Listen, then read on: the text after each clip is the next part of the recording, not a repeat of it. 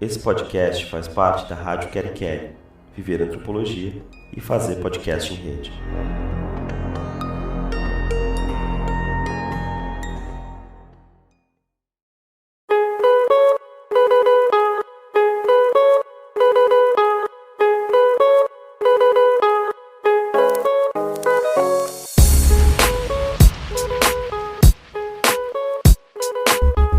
Oi, eu sou Ediane Oliveira e esse é o segundo episódio da segunda temporada do Antropolis em 2021. Antes de mais nada, eu espero que esteja tudo bem por aí, apesar de tudo que a gente está vivendo.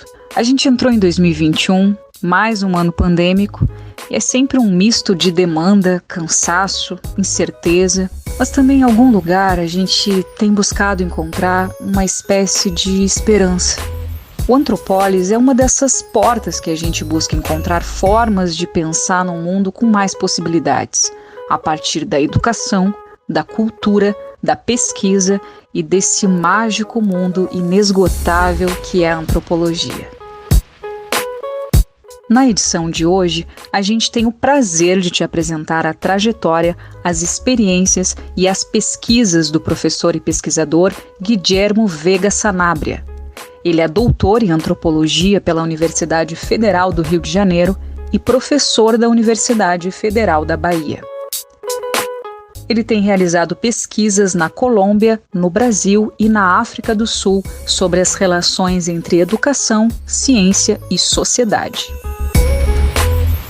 Guilhermo conversou comigo, com a colega Gabriela Lamas e com os professores Rafael Noleto e Francisco Neto.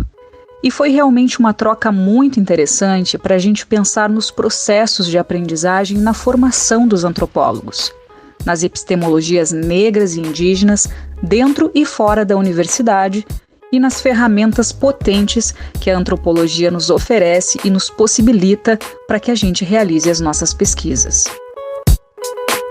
Antes da gente ouvir o bate-papo, é importante eu te dizer duas coisas. A primeira é para te convidar para nos seguir nas redes sociais, buscando por @antropolispodcast.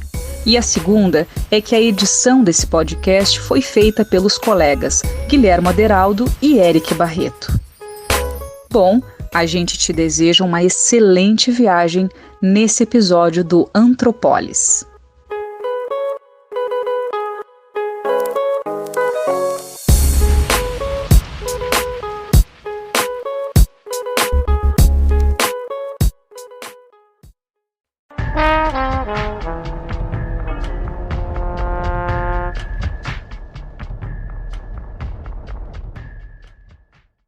Então a gente começa mais um episódio Antropolis. Olá, Francisco, bom estar contigo novamente. Olá, Didi, tudo bom? Prazer receber o Guilhermo, Rafael, Gabi.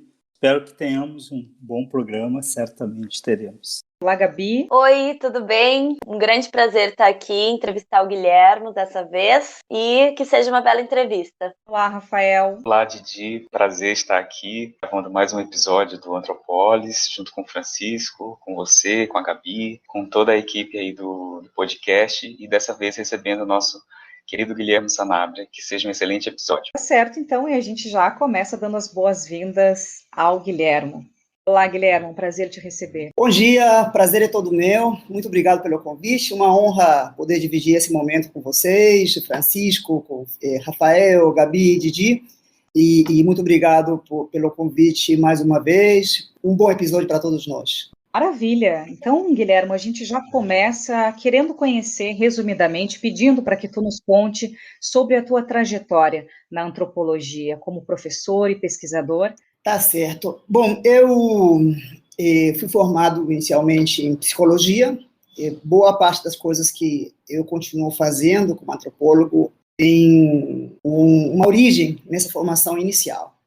Até hoje, as três grandes coisas que me interessam são coisas que eu comecei fazendo na minha formação como psicólogo, mas em seguida, terminada a formação em psicologia, eu fui fazer mestrado em antropologia.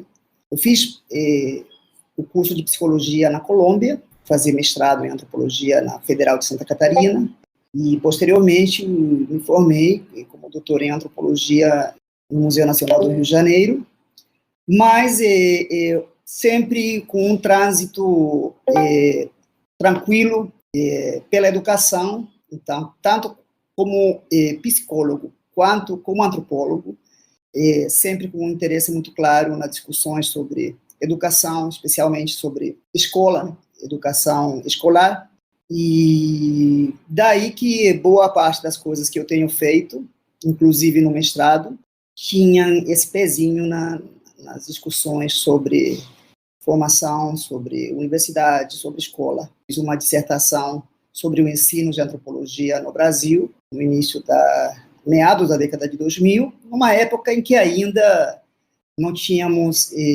os efeitos da criação, da expansão da universidade.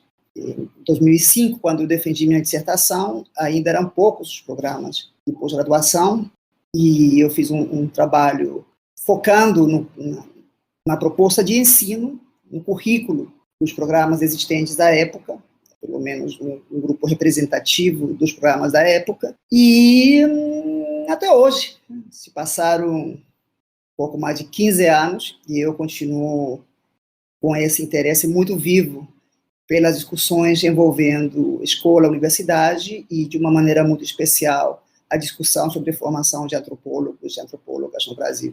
Aproveitando que o Guilhermo já trouxe, né, um pouco da trajetória dele, falou um pouco do seu interesse em pensar a formação de antropólogos e antropólogas no Brasil, eu queria te fazer uma pergunta, Guilherme, que tem a ver atualmente com a sua atividade como coordenador da Comissão de Educação, Ciência e Tecnologia da Associação Brasileira de Antropologia. Eu queria que você falasse um pouco para a gente quais são as principais atividades e as principais preocupações dessa comissão, para que você pudesse contar um pouco para a gente do trabalho que vocês desenvolvem, né, como é que a Associação Brasileira de Antropologia tem tratado esse assunto. Lembrar, Rafael, que a comissão que hoje chamamos de Comissão de Educação, Ciência e Tecnologia foi criada na gestão da professora Miriam Grossi, entre 2002 e 2004, e ela foi criada inicialmente como Comissão de Ensino de Antropologia.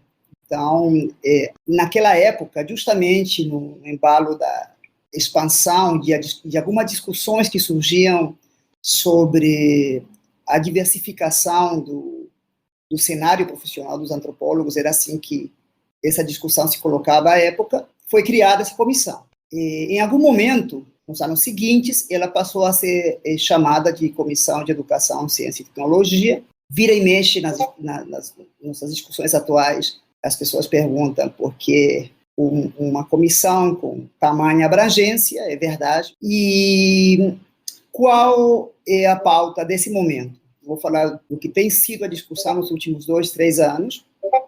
Por um lado, as comissões da ABA, elas respondem a demandas específicas da diretoria e da própria associação. Por exemplo, ano passado, retrasado, a gente participou numa discussão sobre o Programa Nacional do Livro Didático. O Ministério da Educação solicitou à ABA a indicação de especialistas que participassem na discussão dos novos livros didáticos. Essa é uma discussão extremamente sensível diante dos embates políticos que a gente enfrenta no momento, por exemplo, com relação aos conteúdos e às discussões em torno a uma suposta escola sem partido. Então, a gente teve ali uma discussão muito importante e um posicionamento que serviu para que a ABA se manifestasse a respeito dessa demanda específica. Hoje em dia, a gente vem investindo mais, com mais cuidado na necessidade de articular o trabalho com outras comissões. Então, por exemplo, um tema sensível,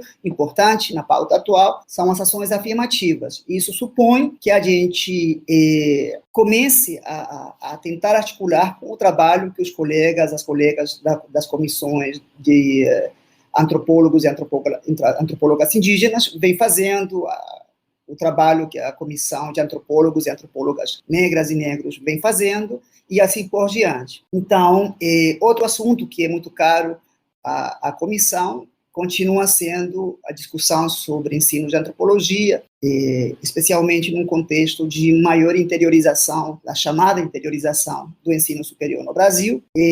Então, o trabalho das comissões, por um lado, responde a demandas específicas de cada momento, por outro lado, também há uma série de temas que se colocam com uma maior duração. Um desses temas que eu diria que tem estado presente no trabalho da comissão desde o início tem sido justamente a discussão sobre a formação de antropólogos, sobre os cursos de graduação a partir da década de 2000 e assim por diante. Amanhã estaremos juntos novamente, né, Guilherme, no outro evento, né, junto aos coordenadores e coordenadoras, né, dos cursos de antropologia, onde o Guilherme vai fazer uma fala, né, e a gente está tentando organizar esse grupo, enfim.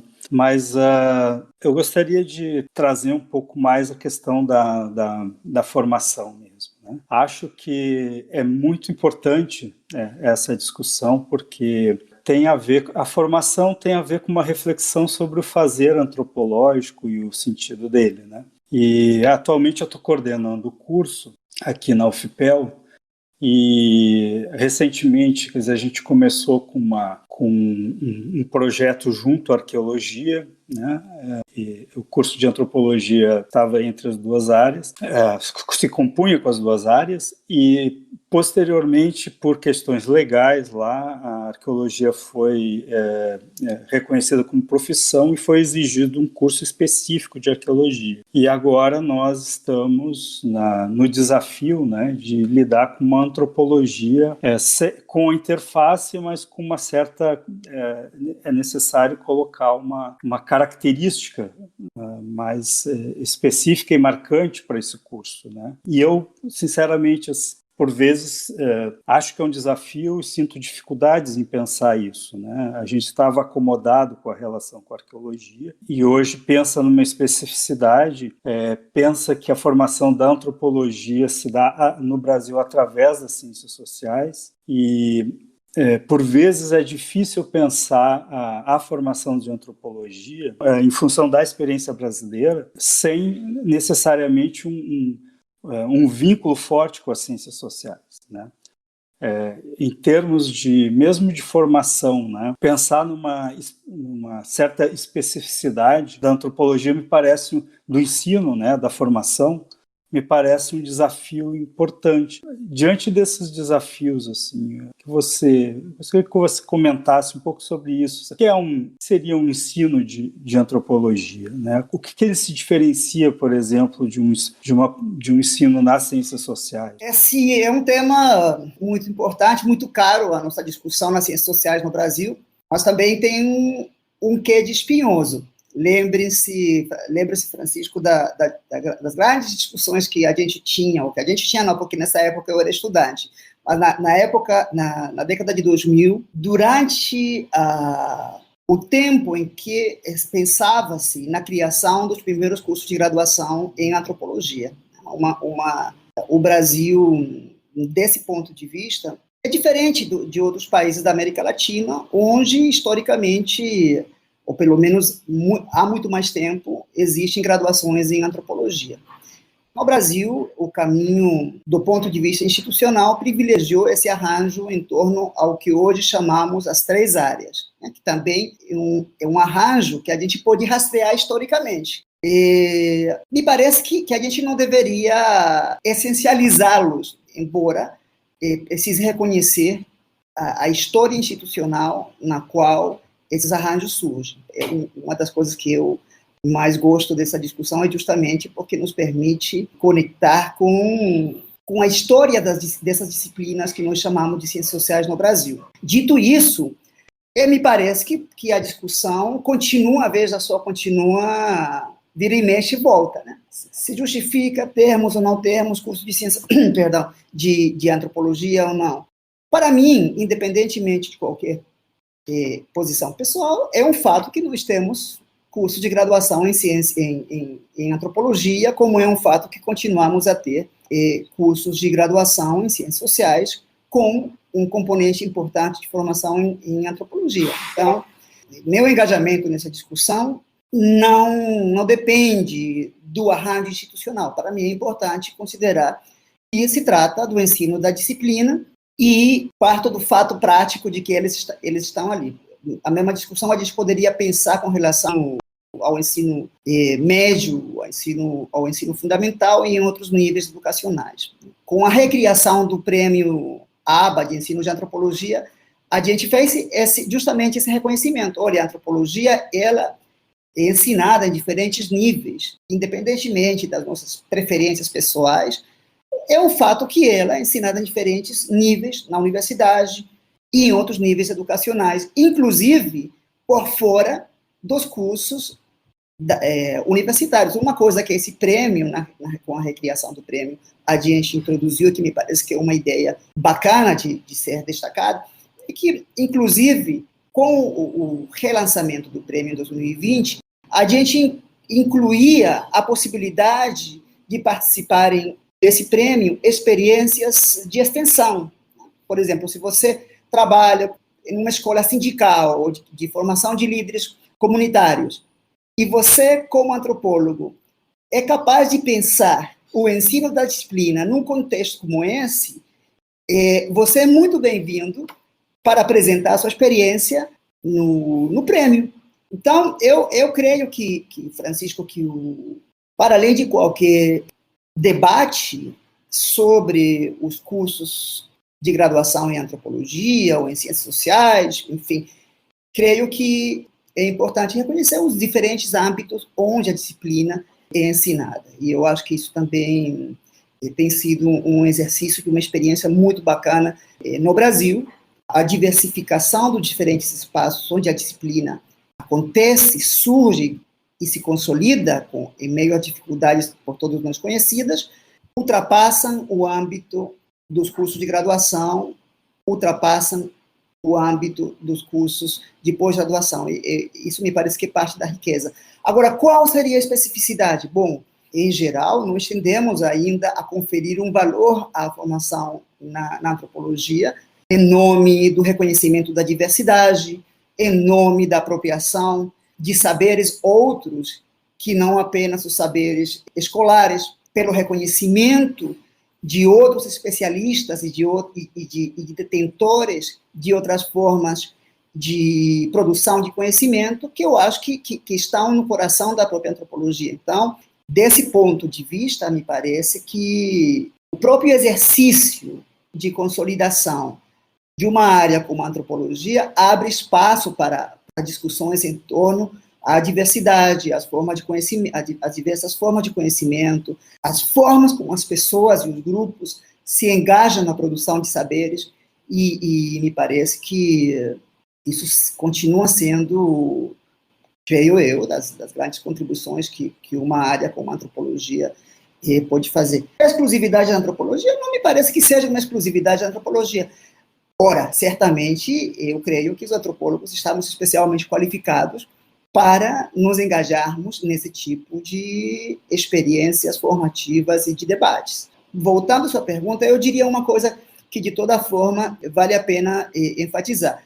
Com relação aos cursos de graduação em antropologia, uma vez que eles são uma realidade, eles fazem parte da nossa realidade, eu creio que um passo importante nesse sentido tem sido justamente a discussão que a gente iniciou no Fórum de Coordenadores de Graduação dos cursos de antropologia, porque essa discussão chama a atenção para um novo cenário, que não é apenas o cenário da interiorização, mas é o cenário da interiorização e da graduação na nossa área, porque essa é uma discussão realmente nova.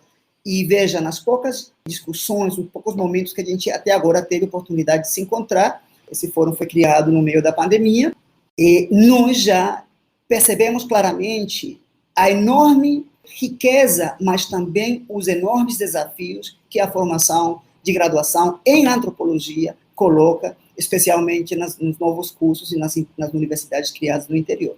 Por exemplo, um elemento completamente novo tem a ver com o fato de que existem cursos que têm majoritariamente estudantes indígenas ou quilombolas ou procedentes de zonas rurais. Esse é um fato que muda completamente o cenário, embora também nas capitais e nas universidades mais antigas, todos saibamos que a demografia universitária tenha mudado. Ora, não ao ponto de alguns cursos de graduação em antropologia localizados em lugares do interior do Brasil, onde é clara a presença majoritária de estudantes indígenas, negros, quilombolas, procedentes de áreas rurais. Isso muda o panorama e eu creio que esses novos elementos a gente precisa incorporar rapidamente e levar muito a sério na discussão da formação de antropólogos, ou pelo menos da formação de graduação nas nossas áreas, incluindo as ciências sociais, evidentemente. Bom, como estudante aqui da pós-graduação, eu tenho pensado bastante, e sabendo que tu vem da psicologia como tua primeira graduação e depois passando bastante por essa questão da educação, como tu coloca, eu queria te perguntar um pouco sobre a questão das áreas integradas, assim.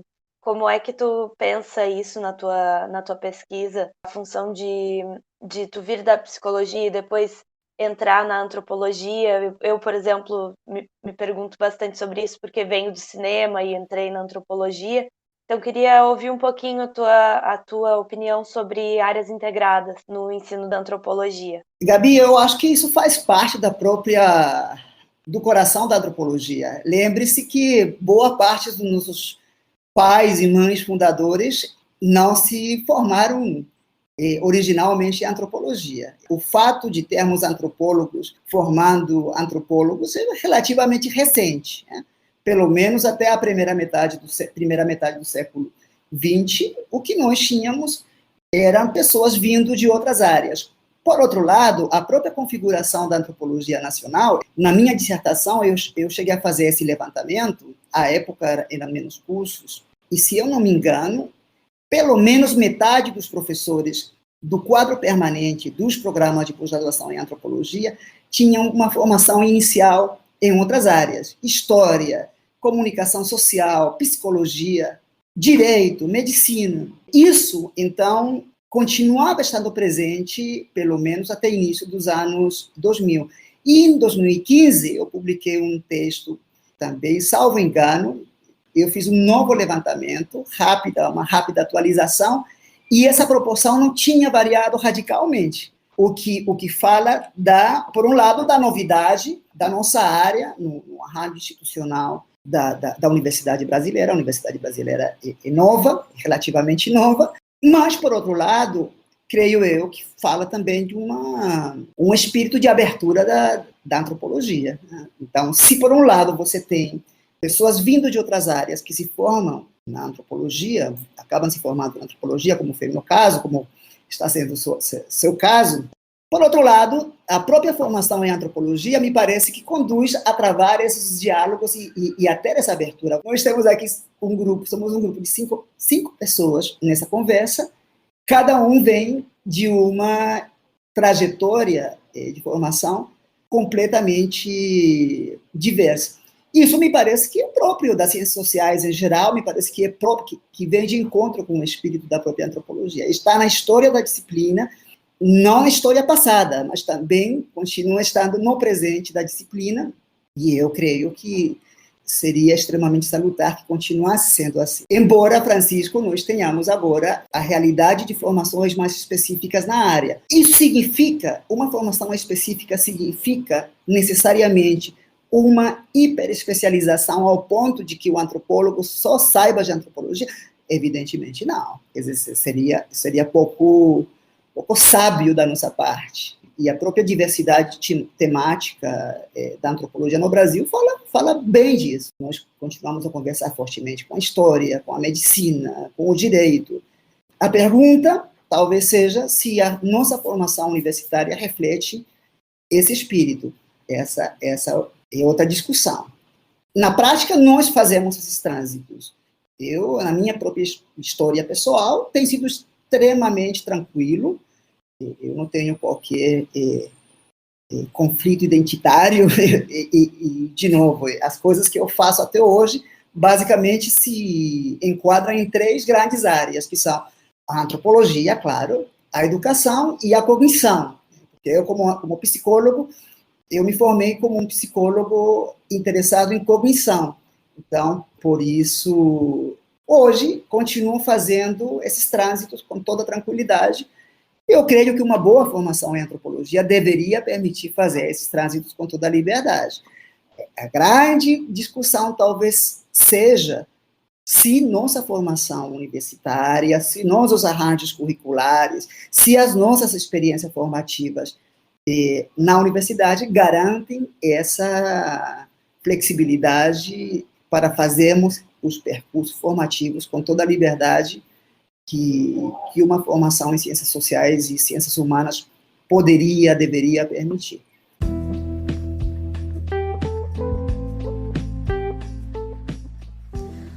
Você está ouvindo o podcast Antropolis. Acesse e curta nossas páginas no Facebook e no Instagram Antropolis Podcast para receber informações sobre os próximos episódios, além de links e materiais disponibilizados neste episódio. Guilherme, eu queria retornar num ponto muito importante que tu falastes, inclusive eu dei uma lida no teu artigo O Antropólogo na Mata ou Valores e Ideais da Formação Universitária após a Expansão. Eu queria trazer um pouco dessa temática da expansão, que eu acho que ela é muito importante a partir do momento em que a gente se encontra num contexto brasileiro, né, um contexto marcado aí por uma grande desigualdade de grupos historicamente excluídos de diversos setores, e o setor da educação, do ensino e do ensino superior é, sem dúvida, um marco muito grande, né? A partir das políticas de ações afirmativas, a partir dessa expansão que a gente tem ao longo dos últimos anos, da entrada de estudantes indígenas, quilombolas, negros, estudantes periféricos, enfim, uma diversidade maior ocupou a universidade brasileira nesses últimos anos. A gente sabe que esse aumento ele não é o ideal ainda, de acordo com os grandes índices que nós temos ainda na nossa sociedade brasileira, o genocídio da população negra, o acesso dos indígenas ao ensino superior e uma série de questões que, inclusive agora, nesse momento da pandemia, se tornou ainda mais latente e mais trágico e desigual. Eu queria que tu falasse um pouco a partir do teu artigo, né, que também trata sobre essa questão da expansão, da formação universitária após a expansão, sobre como o ensino da antropologia e as universidades têm respondido ao aumento dessas pessoas, tanto como estudantes, como também até mesmo professores, oriundos de grupos historicamente excluídos da educação superior. O que mudou na antropologia? O que mudou nas universidades? E qual a contribuição desses grupos que outrora foram excluídos, agora estarem ativamente participando? Como que tu vês a contribuição desses grupos na universidade, especificamente na antropologia? Gigi, eu acho que a discussão sobre a expansão do ensino universitário quase sempre começa pelo sinal mais evidente, pelo efeito mais evidente, que é o fato de termos uma nova demografia universitária. Eu acho que esse não é um fato menor, é um fato importantíssimo, inclusive porque permite frisar que, como você bem colocou, não é apenas a diversificação dos estudantes que aconteceu, também houve a diversificação da origem social dos professores. E me parece que nessa discussão a gente precisa muito frisar esse elemento, porque permite entender esse quadro na sua complexidade, porque certas transições e certas mudanças passam pelo reconhecimento também na nova composição do corpo docente. Muitos professores também são os primeiros das suas famílias que foram à universidade.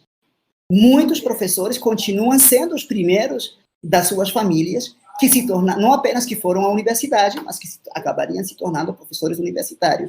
Eu não conheço estudos sistemáticos sobre esse fato, mas adoraria que a gente pudesse fazer essas pesquisas para tentar reunirmos elementos que permitam ponderar de outro ângulo essas novas dinâmicas sociais na sala de aula e na vida universitária.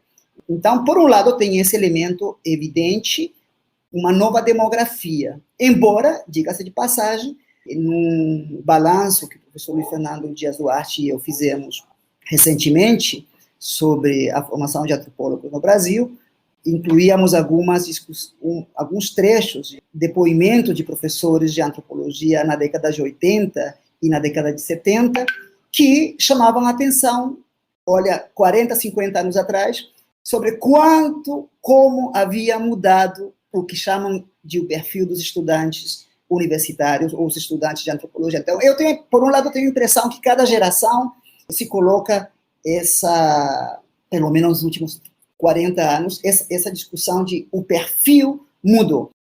Hoje em dia, claro, o volume é maior e isso coloca um quadro muito mais interessante, sem dúvida.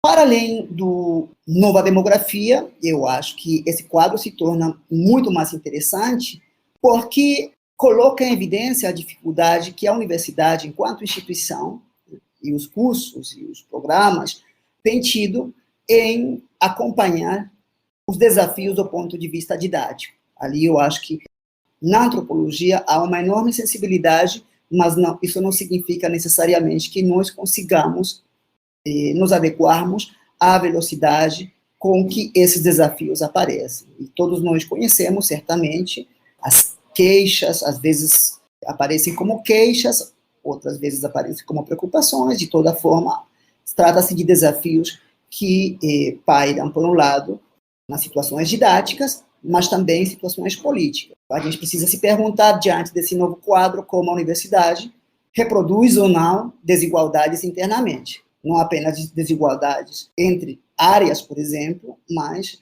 desigualdades entre pessoas dentro de uma mesma área.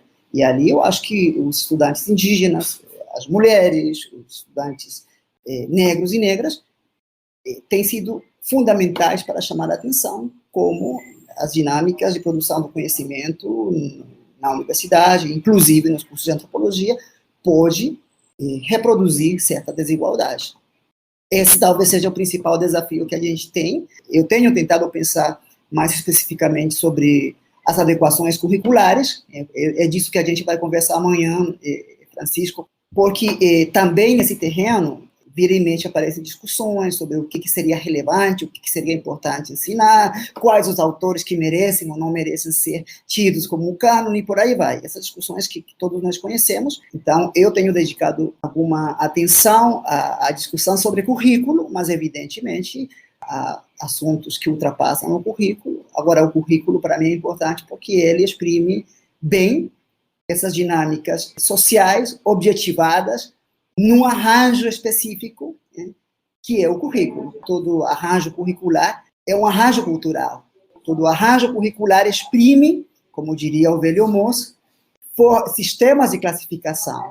Como diriam os velhos Durkheim e Moos, são arranjos que privilegiam certos autores em detrimento de outros. Então, essa discussão tem se tornado uma discussão muito presente, e eu tento pensar esses desafios em função desse meu interesse na formação dos antropólogos e no currículo, mas evidentemente que tem uma explosão de temas, políticas de acesso, mas também política de permanência, que é tão importante quanto o acesso. Não adianta a gente abrir a porta da frente e imediatamente abrir a porta de trás, porque os mesmos que entram saem pela porta de trás.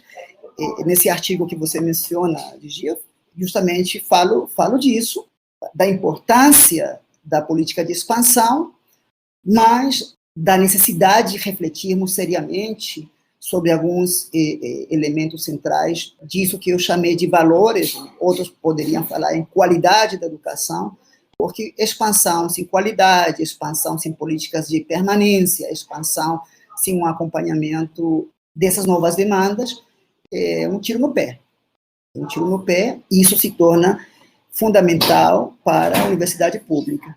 Ela está ali na linha de frente de um embate político que a gente precisa ter plena consciência da sua existência para poder também dar a melhor resposta possível. Guilhermo, eu queria aproveitar o gancho que você mencionou um texto que você publicou com o professor Luiz Fernando Dias Duarte, e esse é um texto que eu gosto muito, porque nesse texto vocês fazem uma defesa do ensino como um campo de pesquisa propriamente antropológico.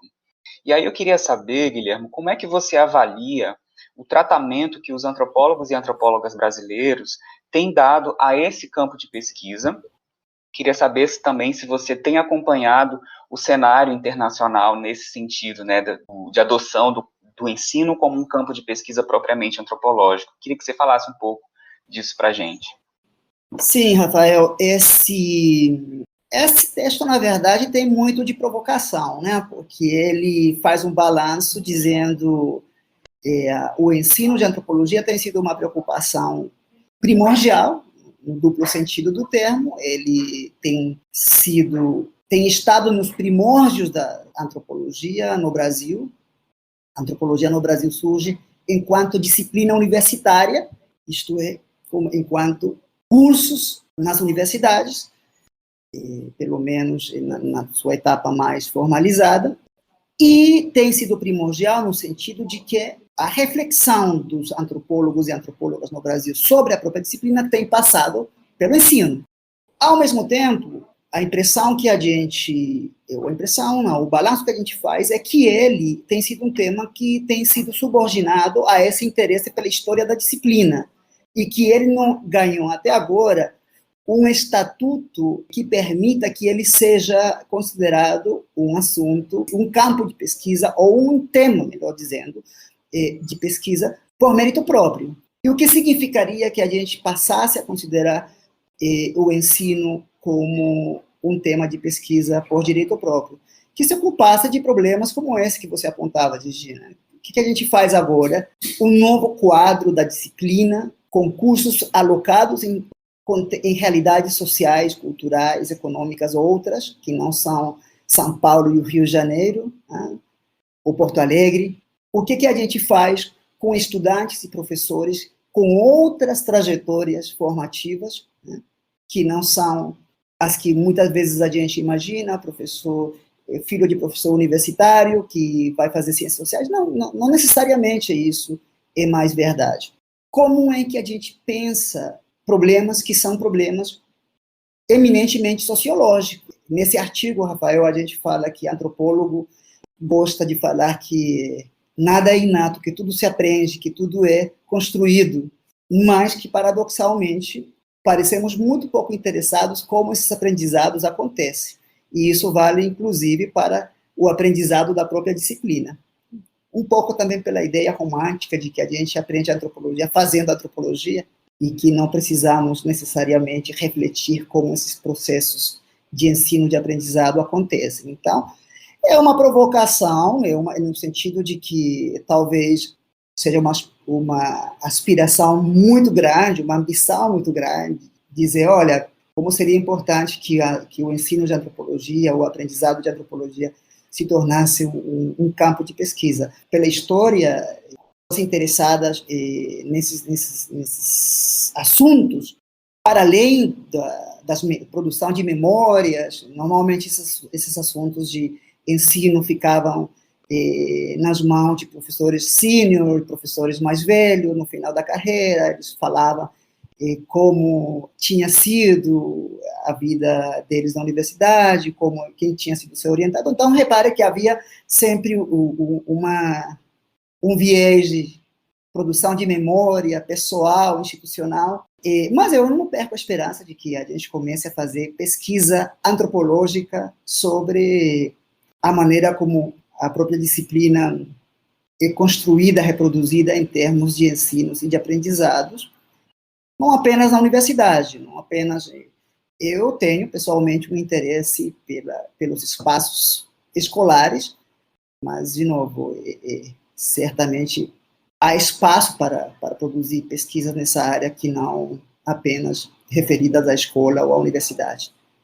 Mas é mais uma aspiração, viu, Rafael? É mais uma ambição, embora o campo da antropologia e da educação seja um campo de longa data na antropologia, trabalhos específicos sobre o ensino e o aprendizado com um estatuto similar ao estatuto que outros temas têm ganhado na antropologia, eu diria que nós ainda temos um longo caminho pela frente, o que torna também um cenário extremamente interessante. Quem sabe, Gabi, você não se anima, ou estudantes de graduação, de pós-graduação, que nos ouçam, possam pensar nesses processos de... Quando eu fiz minha dissertação, eu falava um estudo das formas institucionalizadas de transmissão da cultura. Então, para mim, era um problema de reprodução, de relações entre gerações. Há problemas sociológicos importantes ali nesses processos, além de problemas de história da disciplina, enfim, da estrutura universitária, de didática, enfim, eu acho que o universo ali... O assunto, Rafael, é que talvez professor Daniel Simeão, nesse livro que publicou a ABA recentemente, sobre o campo da antropologia no Brasil, em 2018, eles publicaram esse livro com a professora Bela Ferman Bianco. O professor Daniel Simeão fala na introdução que o campo da antropologia no Brasil é um campo eminentemente de professores. Então, a maioria dos antropólogos formados no Brasil, eles se dedicam à docência nas universidades. Continua sendo a antropologia um campo de professores. Contudo, o interesse no ensino e no aprendizado poderia, sem dúvida, ter uma... Creio eu que, em parte, também se deva na distribuição social do trabalho na universidade. Essas discussões... Ensino é uma coisa que a gente faz muito, mas que não tem um peso que, por exemplo, a pesquisa tem, ou que outras atividades têm. Mas eu acho que a gente vai devagar, ganhando espaços, e creio que nós temos ali, nesse sentido, a ABA, uma grande aliada, se bem a pesquisa nesses assuntos ainda tenha muito a crescer. É verdade, isso tem que ser sempre dito, que há uma enorme valorização dessa discussão na ABA, em termos institucionais, há uma enorme preocupação. E os espaços, eles vão sendo criados. Veja, agora com a criação do Fórum de Coordenadores da Graduação, essas discussões ganham um peso muito grande. E agora, por exemplo, na situação atual das universidades públicas, e da universidade em geral, o financiamento, a avaliação, a gente dá uma importância muito grande a essas discussões. Talvez a única diferença, e por isso que esse texto tem algo de provocação, a gente poderia fazer trabalhos que produzam, do ponto de vista analítico e do ponto de vista metodológico, um efeito parecido ao que outros assuntos têm produzido e têm merecido na antropologia. Mas é um sonho, né? Um sonho de alguém que, obviamente, faz uma fala completamente interessada.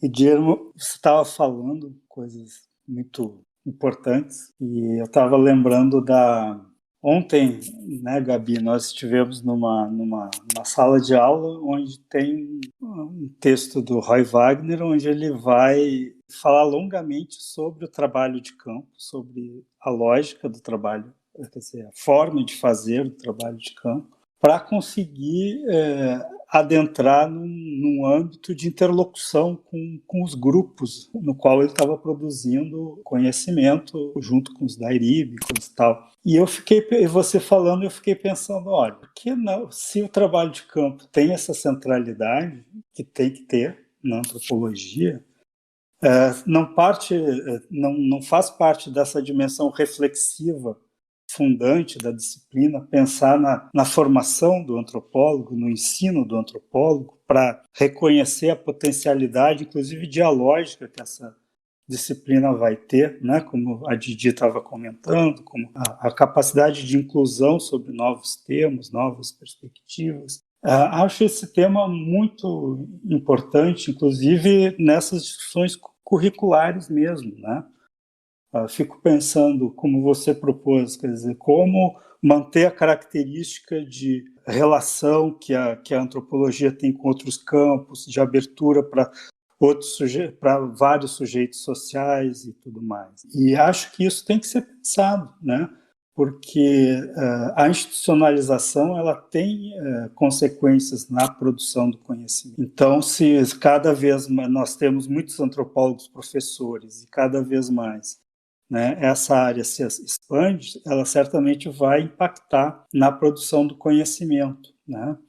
Então, por isso que eu fico pensando, essas nossas discussões, né, no fórum lá de coordenadores, né, pensar talvez em algumas referências ou centralidades, né, do ensino de antropologia, quer dizer, o foco, como transformar a postura, a perspectiva da etnografia num processo de ensino, de base curricular. Que peso vai ter extensão numa formação universitária em cursos de antropologia, que me parece que intensificam essa dimensão de abertura, né? Minha pergunta talvez seja nesse sentido, né? De chamar atenção para uma institucionalidade adequada aos princípios de formação do conhecimento, que acho que é um desafio. Às vezes a gente não pensa nisso, a gente vai, amplia tem um certo processo, vamos dizer assim, próprio da disciplina, que congrega várias áreas, vários temas, e a gente vai colocando na grade mais curricular, mas não pensa em certos, no meu caso, na minha experiência, não pensa em certos princípios. Parece que é muito naquela perspectiva romântica que você enunciou, assim, que a antropologia se forma, conhece fazendo, né? Mas eu acho que pensando também é uma forma de você fazer antropologia. Quer dizer, não tem uma relação muito forte com a área da educação. Estou coordenador, não sou, né, do curso de não sou um especialista, mas várias questões como essa me aparecem. E por isso que eu falei em especificidade. Não era para fechar um campo institucional, mas ao contrário, uma institucionalidade benigna para o conhecimento da antropologia, eu diria assim.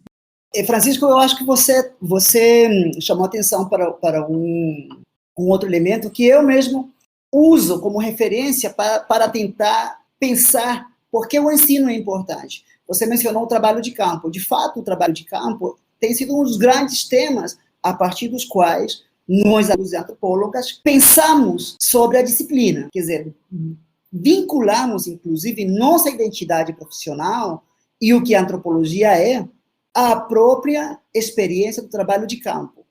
Bom, eu penso, muitas vezes, no ensino como uma experiência análoga ao trabalho de campo, especialmente no Brasil, porque se o professor Daniel Simeão está certo na afirmação, e ele está certo quando ele diz o Brasil continua sendo, a antropologia no Brasil continua sendo um campo eminentemente de professores. Hoje em dia nós passamos maiores dificuldades pela falta de concursos públicos, mas, de fato, em termos institucionais, nós, no Brasil, continuamos sendo um campo de professores.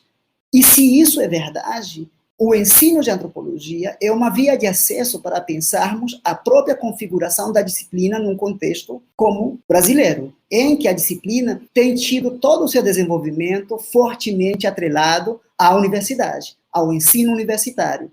Então, por isso, para mim, a reflexão sobre o ensino é uma reflexão sobre a antropologia. E eu volto a colocar o exemplo dos currículos, porque, como eu disse antes, para mim, os currículos, todo arranjo curricular é um arranjo cultural. Ele fala de um ordenamento, né, de operações cognitivas relacionadas a formas de seleção e de hierarquização de conteúdos, de autores, de textos, de obras. Por isso, as discussões contemporâneas sobre a recriação do cânone na antropologia, elas são extremamente instigantes, porque elas, com toda razão, na verdade, chamam a atenção não apenas para a maneira como nós historicizamos a própria antropologia enquanto disciplina acadêmica, mas para a maneira como nós nos relacionamos no interior da disciplina. Ou seja, essa discussão sobre o cânone fala da história da disciplina, mas fala também das relações sociais no interior da disciplina. Por isso, a discussão em torno à raça ou ao racismo vira e mexe aparece na discussão sobre cânone, ou sobre o que é passível de ser considerado ou não cânone da disciplina. Por isso, a discussão sobre machismo e sobre o lugar das mulheres na disciplina tem sido colocado tão fortemente, inclusive nessas discussões sobre ensino de antropologia no Brasil. Lembrem-se dos trabalhos da saudosa professora Marisa Correia, sobre as linhagens femininas da antropologia. Então, essas discussões sobre currículo, sobre ensino, elas falam, pelo menos, dessas duas dimensões que são centrais na nossa vida institucional, na maneira como nós entendemos a disciplina, da história da disciplina, por um lado, ou melhor dizendo, das formas como nós historicizamos nossa própria disciplina e das relações sociais no interior da disciplina. Por isso, eu creio, Rafa, que estudar ensino de antropologia é um prato cheio para fazer antropologia. Uma antropologia, como dizíamos uns anos atrás, da própria antropologia. Evidentemente, há outros caminhos. Ora, do meu ponto de vista, o ensino é uma porta privilegiada, um acesso privilegiado para essas discussões, da mesma maneira, Francisco, que a reflexão sobre o trabalho de campo tem sido importante na disciplina.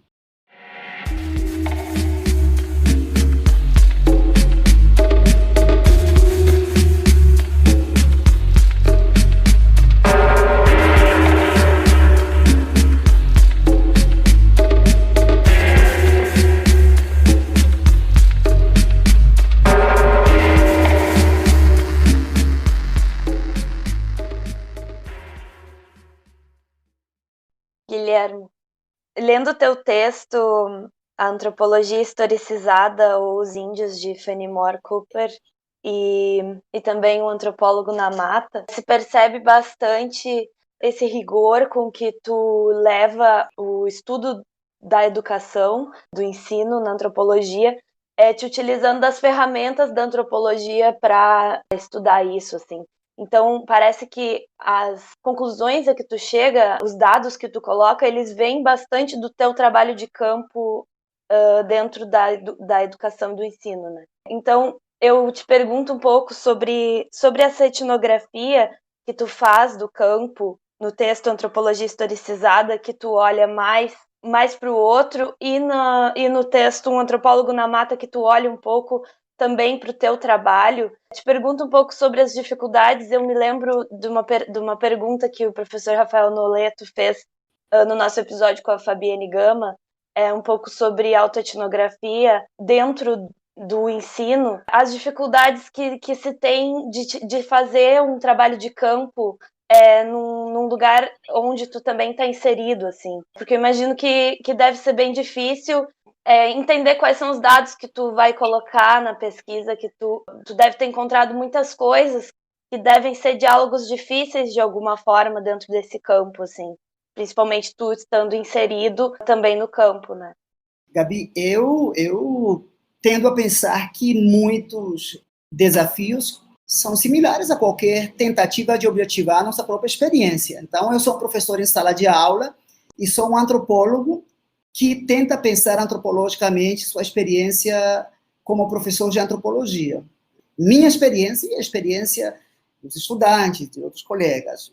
Então, é um exercício de objetivação dessa experiência eminentemente subjetiva, que me parece, mas esse aí é um ponto de vista pessoal, não sei se seria facilmente aceitado por outras pessoas, mas eu acho que continua sendo o grande desafio de todo o trabalho de campo, né? Então, agora, esse texto do Antropologia Historicizada era fruto do meu trabalho quando eu era mestrando. Eu me lembro, uma professora muito renomada, quando eu fui entrevistá-la sobre como ela ensinava antropologia, ela, muito severa, me disse: quem é seu orientador? Quem é sua orientadora? Por que você está fazendo isso?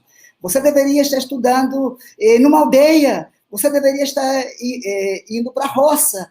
Por que você está fazendo isso? Isso não é coisa que um mestrado faça. Isso era para que um professor estivesse fazendo, ou então alguém do doutorado.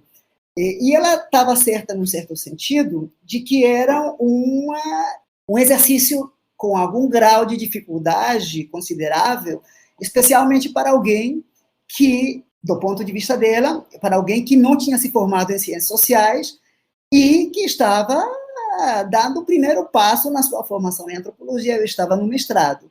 Então, era um desafio. Isso me obrigou a ler mais, a dormir menos, a devorar muitas horas de leitura sobre a história da antropologia no Brasil, mas para mim era justamente parte do barato dessa pesquisa.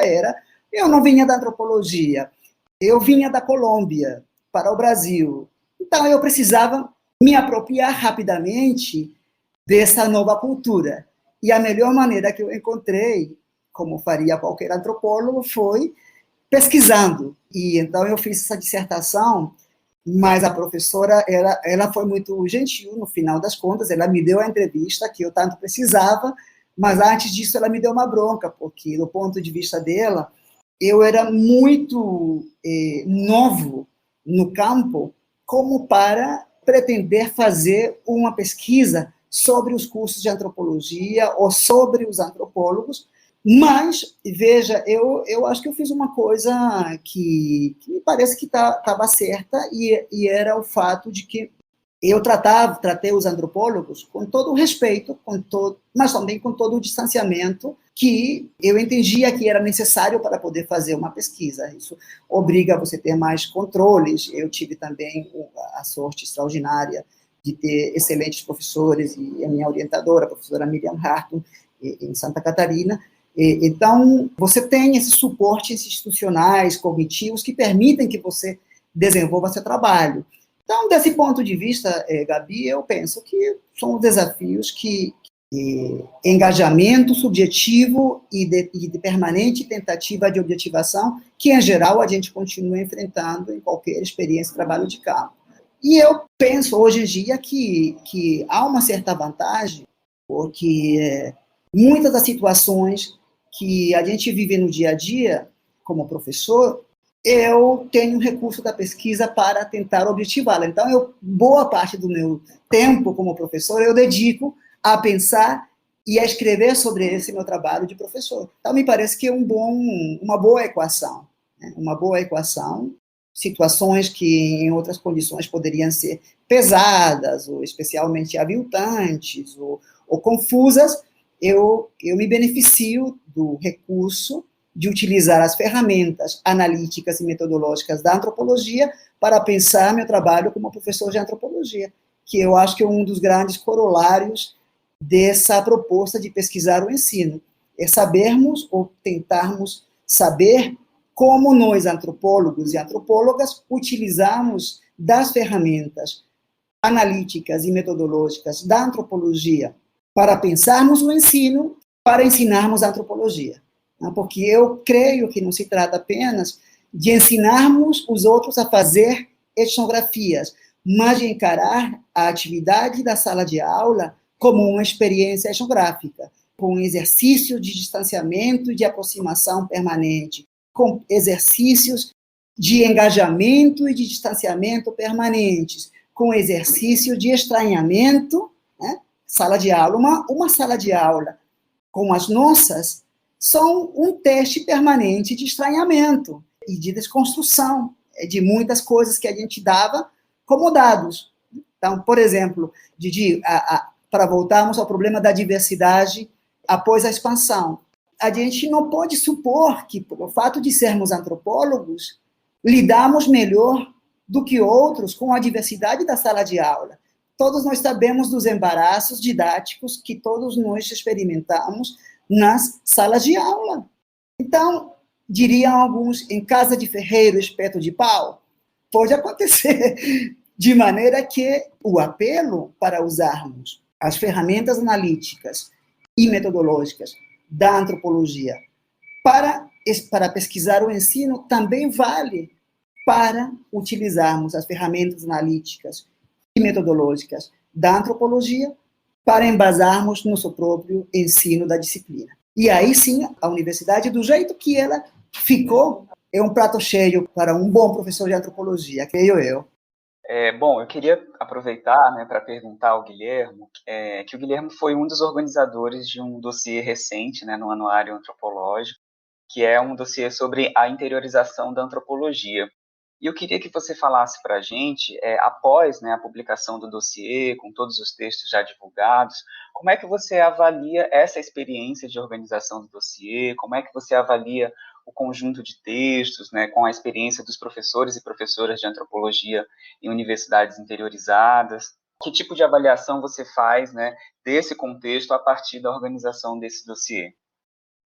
Rafael, eu queria dizer que foi uma experiência privilegiada. Eu tenho muito gosto, muito orgulho desse trabalho que fizemos com a Natasha Leal e com o Diógenes Cariaga. Você, inclusive, estava ali no grupo inicial e, por razões de força maior, você não pôde acompanhar até o final, mas foi, de fato, uma ideia sua, né? Em 2018, você, a Natasha e o Diógenes fizeram uma mesa na RBA, em Brasília, com esse mote da alteridade, novas universidades, novos cursos de antropologia e novas formas de docência.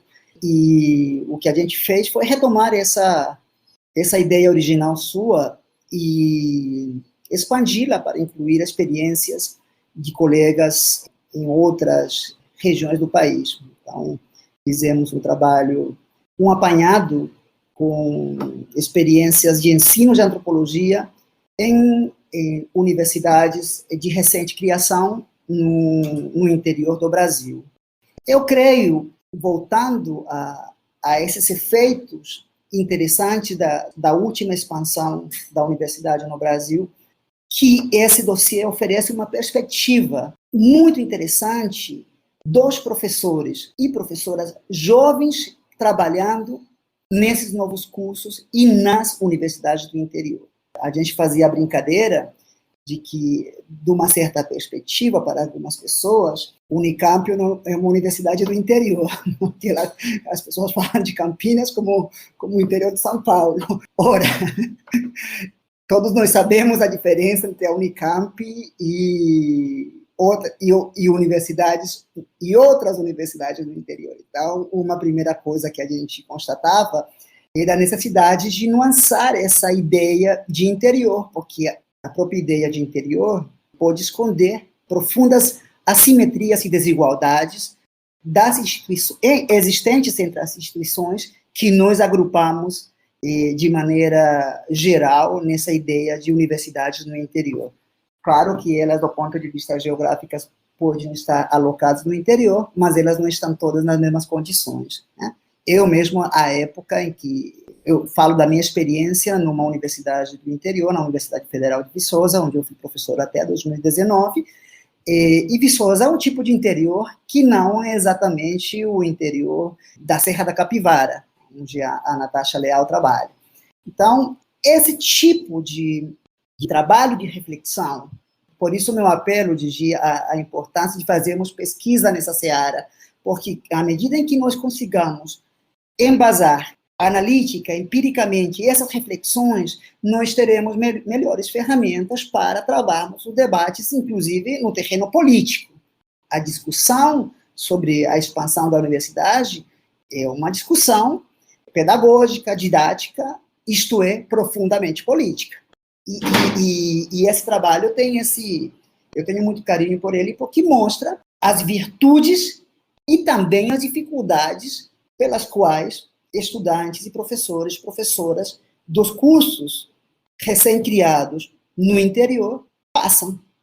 Essas dificuldades vão desde a inexistência da infraestrutura básica, ter um local para funcionar, até as dificuldades relacionadas às dinâmicas de reprodução do próprio campo. Então, voltando ao currículo, uma tendência, uma característica muito, muito marcante da organização dos currículos em antropologia no país é que a gente tende a reproduzir os currículos em que nós nos formamos. Então, professores, nos formamos no Rio de Janeiro, em São Paulo, em Porto Alegre, e vamos para o interior. e vamos para o interior e conhecemos como modelo formativo nossa própria experiência.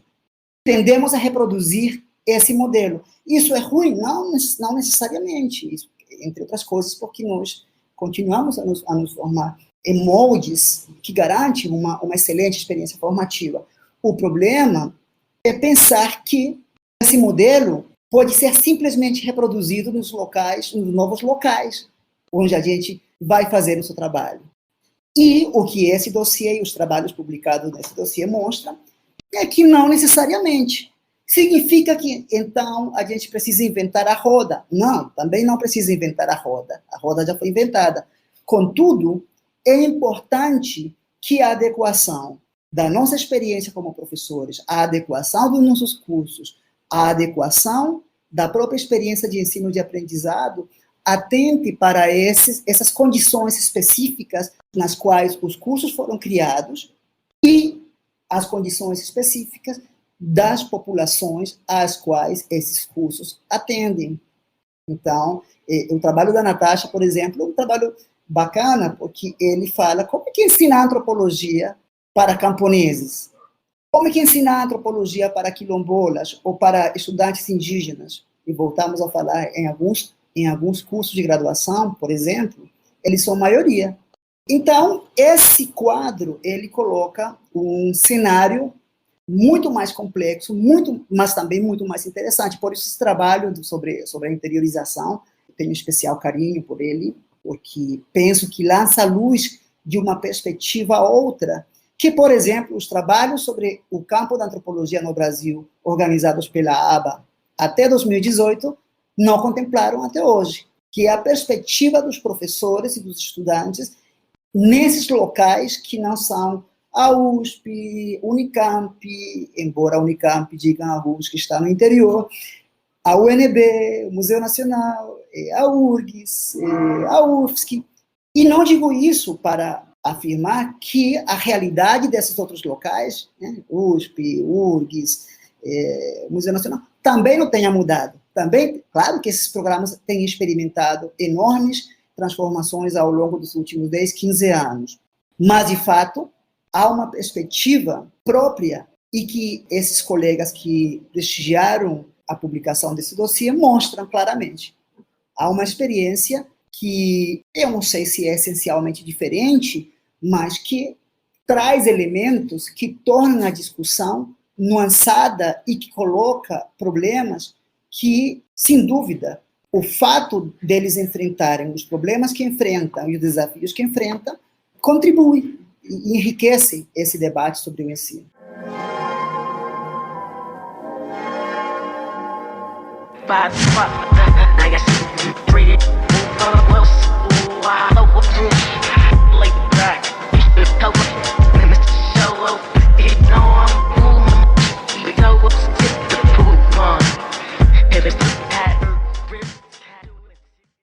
Antropologia é negócio de professor aqui no Brasil, né? E há uma potencialidade, porque você tem um trabalho, você disse que o seu interesse é no ensino médio também e tudo mais.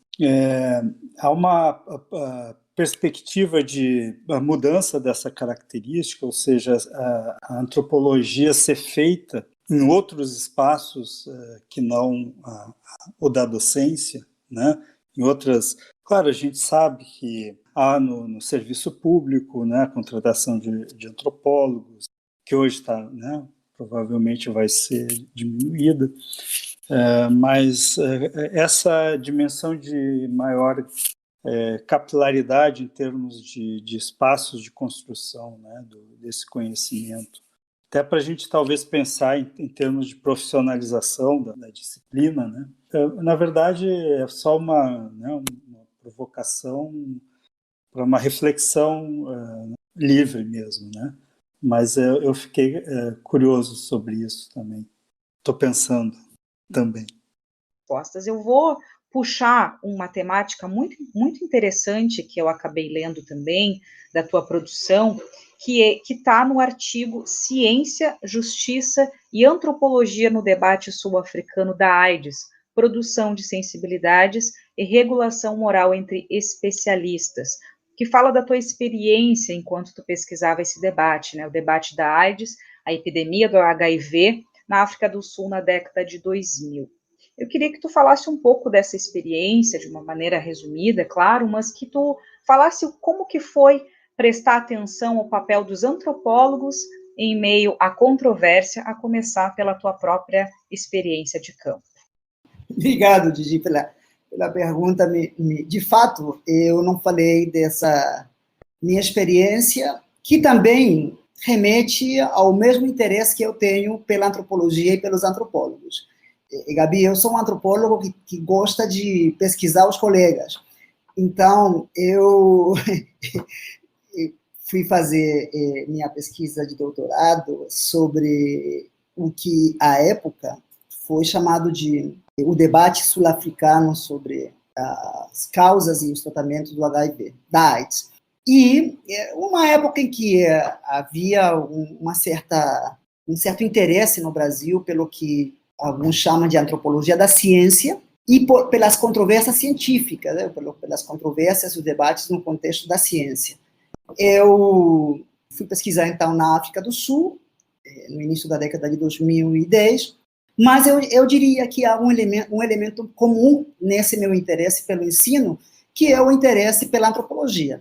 Eu acabei, nesse trabalho, nessa pesquisa sobre o HIV, dando uma especial atenção à maneira como os antropólogos e a antropologia se posicionavam no debate a partir de uma série de acusações que eram feitas aos antropólogos e à antropologia por outros especialistas, economistas, médicos e militantes, que questionavam a suposta neutralidade dos antropólogos no debate ou a suposta falta de engajamento numa situação que era equacionada como um enfrentamento entre os defensores da ciência da AIDS e os negacionistas do HIV, encabeçados à época pelo presidente da República da África do Sul, o presidente Thabo Mbeki, herdeiro do Nelson Mandela na presidência da África do Sul. Qualquer parecido com a realidade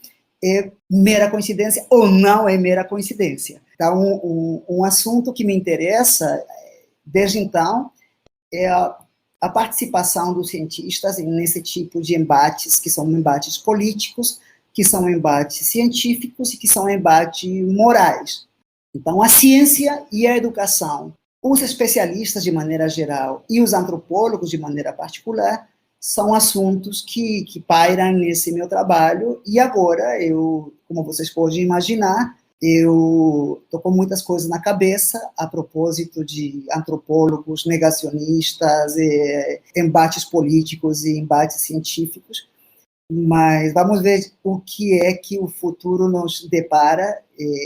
Eu acho que há ali uma ponte muito importante entre essas grandes discussões sobre ensino e sobre a configuração disciplinar e institucional da antropologia e a maneira como nós, antropólogos, participamos da ciência como um todo, né? Nos engajamos na produção do conhecimento científico, da vida universitária e na nossa relação com médicos, com políticos, com ativistas, que foi minha experiência desse trabalho na África do Sul, Didi. Então, obrigado por me permitir falar dele. Eu não mencionei isso no início, mas tem a ver, sim, com um interesse geral, meu interesse pela ciência, pela maneira como se formam cientistas, a maneira como se formam antropólogos, a maneira como viramos ou nos tornamos antropólogos e os cientistas que os antropólogos somos, creio eu.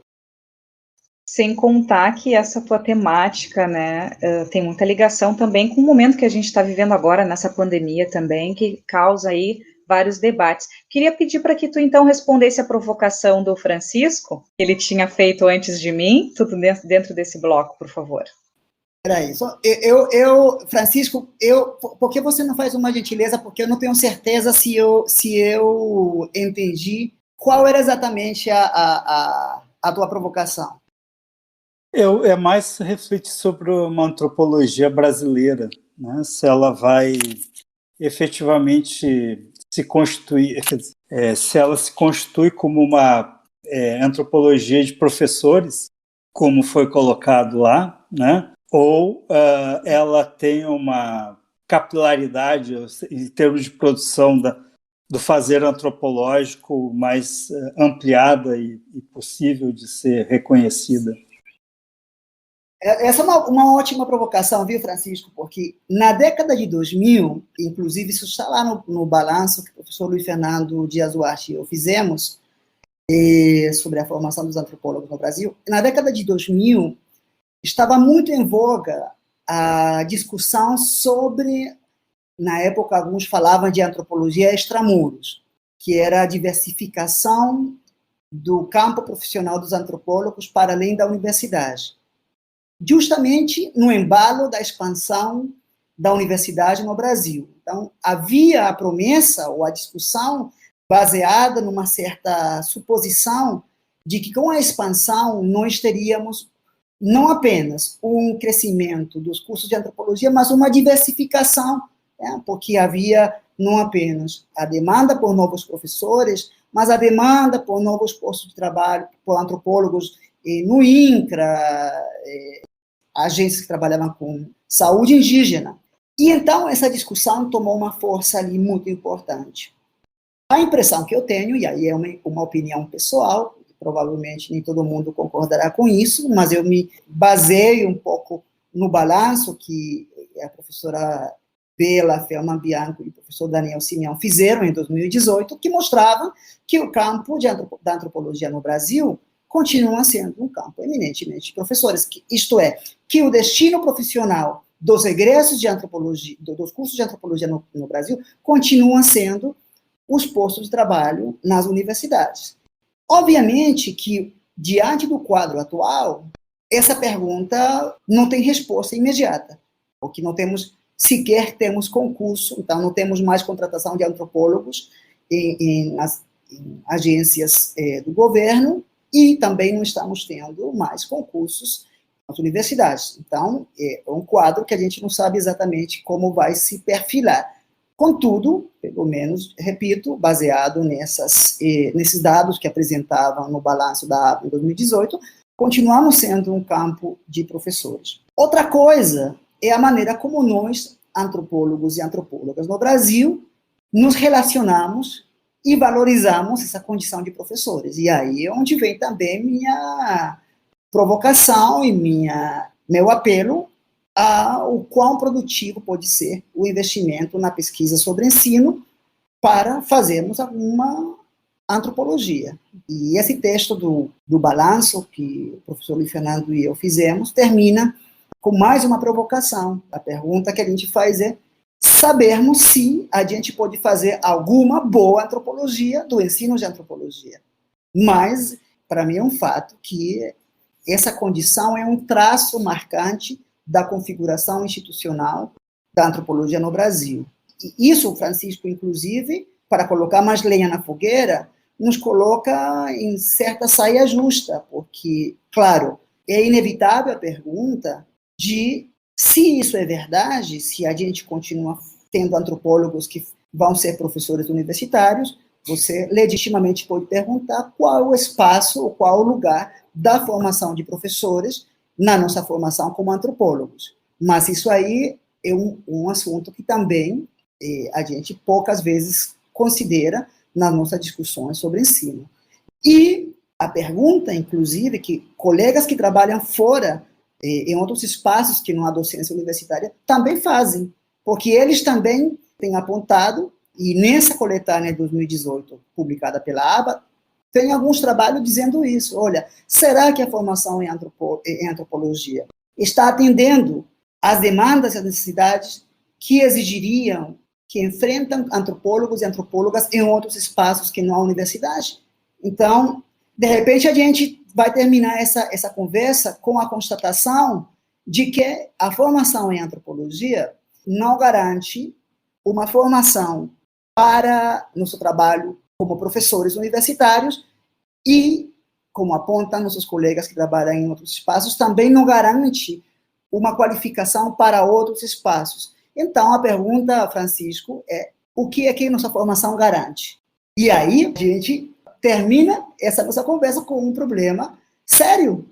Se, afinal, nossa formação em antropologia não inclui, de fato não inclui, salvo pelas exigências mais ou menos burocratizadas dos estágios de docência da CAPES, mas de fato não inclui um treinamento para nosso trabalho como futuros professores. Nossos colegas que trabalham em outras áreas dizem que também que há uma inércia do currículo que continua pecando por excessivamente academicista. Então, não garantiria a qualificação para outro tipo de exigências. Então, o que é que nossa formação garante? E aí eu vou deixar essa pergunta em aberto, porque talvez seja parte das nossas discussões, das nossas próximas discussões. Eu, para não deixar especialmente os estudantes que estão começando com uma sensação péssima, eu acredito que continue a garantir coisas muito importantes. Quais são essas coisas importantes? Podemos continuar conversando a respeito disso. Não poderia terminar de forma melhor. Eu gostaria de aproveitar e agradecer fortemente a tua presença, Guilhermo, que nos ensinou muito hoje, nos teve aí vários porquês, várias reflexões fundamentais de pensarmos o ensino da antropologia, conhecer também a tua trajetória em outras pesquisas e a tua caminhada dentro do ensino, dentro da pesquisa, que nos é tão importante. Então, para nós é uma honra ter te tido hoje como nosso convidado, e tenho certeza que esse episódio vai fazer muitos de nós ainda refletir e pensar a respeito da diversidade de temas que nós conversamos hoje a partir do ensino da antropologia. Então, queria agradecer muito, encaminhar também para os agradecimentos tanto do Francisco, do Rafael e da Gabi, e, por fim, o teu agradecimento. Muito obrigada. Bom, agradecer, então, a oportunidade de estar aqui com o Guilhermo, né, e com Gabi, Rafael, Didi, né? Tem sido sempre um prazer, né, participar desses episódios aqui do Antropólis, né? A gente aprende muito e agora não foi diferente, né? Então, Guilherme, muito obrigado pela generosidade, né, por que você nos trouxe aqui. É isso. Bom, eu quero aproveitar para agradecer o Guilhermo pela sua disponibilidade de estar aqui com a gente, nos ensinando muito sobre antropologia, despertando aqui várias reflexões e dedicando um pouco do seu tempo para debater esse tema que é tão importante para todos nós, antropólogos e antropólogas. Então, Guilhermo, muito obrigado pelo seu aceite ao nosso convite, e que seja um episódio bastante ouvido aí por estudantes, professores e pessoas interessadas em saber um pouco mais da antropologia, o que a antropologia pensa acerca de educação, ensino e processos de aprendizagem. Muito obrigado, Guilherme. Guilhermo, só te agradecer muito, meus questionamentos foram bem contemplados pelas tuas respostas, até aos outros colegas também, eu me senti entendendo tudo, assim, muito feliz de estar participando desse episódio. Realmente foi um crescimento bem grande, assim, gostei muito de participar. Muito obrigada pela tua presença, pela tua generosidade mesmo. Valeu. Bom, gente, muito obrigado pelo convite, que muito me honra e me deixa muito feliz sempre a possibilidade de conversar com colegas, professores desses assuntos relacionados ao ensino e ao aprendizado de antropologia, e especialmente um agradecimento à Gabi. Estudantes sempre são interlocutores privilegiados dessas conversas, então muito obrigado mesmo e até a próxima.